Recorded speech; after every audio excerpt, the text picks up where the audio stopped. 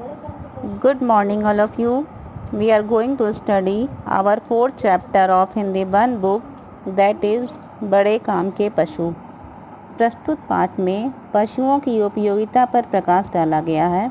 इस पाठ में बताया गया है कि प्रत्येक पशु का कोई न कोई लाभ अवश्य है, इसीलिए हमें इनके प्रति दया की भावना रखनी चाहिए, न कि इन्हें नुकसान पहुंचाना चाहिए। बच्चों, सबसे पहले हम इस पाठ की शुरुआत करते हैं। अमर और गीता घर के बगीचे में खेल रहे थे, तभी एक गाय बगीचे में घुस आई और फूलों के पौधे और पत्तियों को खाने लगी। गीता के शोर मचाने पर अमर गाय को मारने के लिए दौड़ा। तभी शोर की आवाज़ सुनकर उनकी माँ घर से बाहर आई। वह समझाने लगी, बेटा, गाय को नहीं मारते। अमर बोला, माँ, यह हमारे बगीचे के पौधों को खा रही है, यह हमारे किस काम की। माँ समझाई, बेटा, ऐसा नहीं कहते, गाय हमारे लिए बहुत काम की होती है। माँ ने समझाते हुए कहा, गाय हमें दूध देती है, गाय का दूध पौष्टिक होता है। दूध से दही, पनीर, छाछ आदि चीज़ें बनती हैं। बच्चों, बूढ़ों और बीमार लोगों के लिए गाय का दूध बहुत लाभदायक होता है।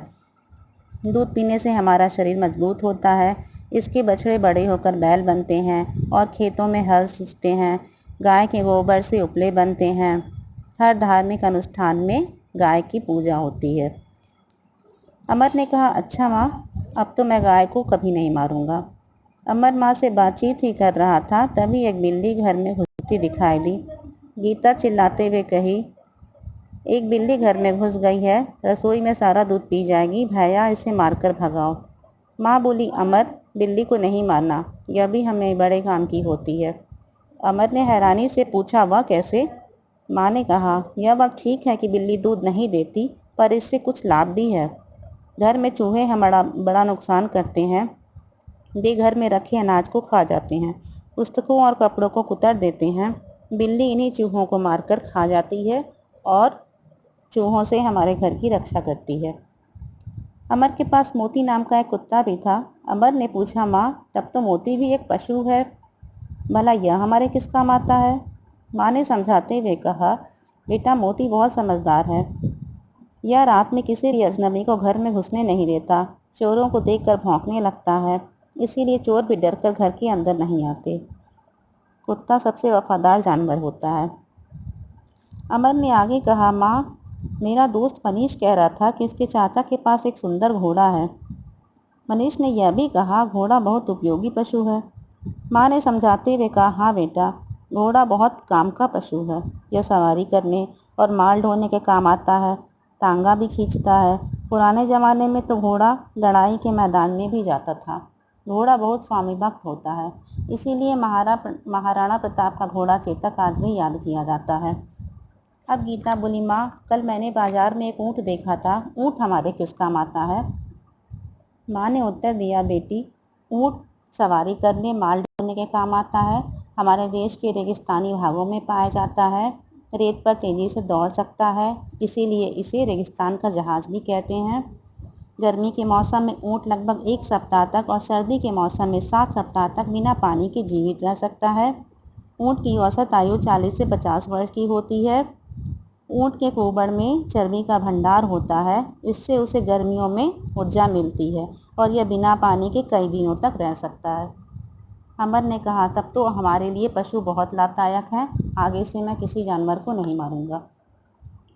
अंत में इस पाठ द्वारा यही सीख दी गई है कि ईश्वर की बनाई हर रचना महत्वपूर्ण है, चाहे वह पशु पक्षी हो या मनुष्य। इन पशुओं के बिना हम अपने जीवन की कल्पना भी नहीं कर सकते, इसीलिए हमें इन पशुओं को मारना या सताना नहीं चाहिए। बच्चों, अब इस पाठ में आए हम कुछ शब्द अर्थों पर चर्चा करेंगे। अजनबी, इसका अर्थ होता है अनजान। उपयोगी, इसका अर्थ है काम में आने वाला। सहायता, इसका अर्थ है मदद। पौष्टिक, इसका अर्थ है स्वास्थ्यवर्धक। लाभदायक, इसका अर्थ है फ़ायदेमंद। स्वामी भक्त, इसका अर्थ है वफादार। रेत, इसका अर्थ है बालू। बच्चों, अब हम इस पाठ में आए कुछ प्रश्नों पर चर्चा करेंगे। पहला प्रश्न, गाय हमारे लिए किस प्रकार उपयोगी है? इसका अर्थ है गाय हमें दूध देती है जिससे घी, दही और मिठाइयाँ बनती हैं। इसके गोबर से उपले बनते हैं। इसके बछड़े बड़े होकर खेतों में हल सींचते हैं। दूसरा प्रश्न है गाय बगीचे में क्या कर रही थी। इसका उत्तर है गाय बगीचे में फूलों के पौधों और पत्तियों को खा रही थी। तीसरा प्रश्न है बिल्ली और कुत्ता हमारे लिए किस प्रकार उपयोगी हैं। इसका उत्तर है बिल्ली चूहों से हमारे घर की रक्षा करती है और कुत्ता चोरों और अजनबियों से हमारी रक्षा करता है। चौथा प्रश्न है घोड़े की उपयोगिता क्या है। उत्तर है घोड़ा सवारी करने और माल ढोने के काम आता है। पांचवा प्रश्न है अमर और गीता कहाँ खेल रहे थे। उत्तर अमर और गीता बगीचे में खेल रहे थे। छठा प्रश्न है ऊँट कहाँ पाया जाता है और किस काम आता है। उत्तर ऊँट देश के रेगिस्तानी भागों में पाया जाता है। यह सवारी करने तथा माल ढोने काम आता है। यह रेत पर तेज़ी से दौड़ सकता है, इसीलिए इसे रेगिस्तान का जहाज़ भी कहते हैं। बच्चों, अब इस पाठ में आए कुछ विलोम शब्दों पर हम नज़र डालेंगे। विलोम शब्द यानी उल्टे विपरीतार्थक शब्द। पहला उपयोगी, इसका विलोम शब्द है अनुपयोगी। दूसरा समझदार, इसका विलोम है नासमझ। तीसरा लाभदायक, इसका विलोम शब्द है हानिकारक। चौथा नुकसान, इसका विलोम शब्द है फ़ायदा। पांचवा मजबूत, इसका विलोम शब्द है कमज़ोर। अब इस पाठ में आए कुछ प्रत्यय शब्दों पर हम प्रकाश डालेंगे। प्रत्यय शब्द वे होते हैं जो शब्दों के पीछे लगते हैं और शब्दों के अर्थ में परिवर्तन कर देते हैं। कष्टदायक, इसमें दायक प्रत्यय लगाया गया है। फलदायक, दायक, इसमें दायक प्रत्यय जोड़ा गया है। प्रेरणा, इसमें दायक प्रत्यय जोड़कर प्रेरणादायक बनाया गया है।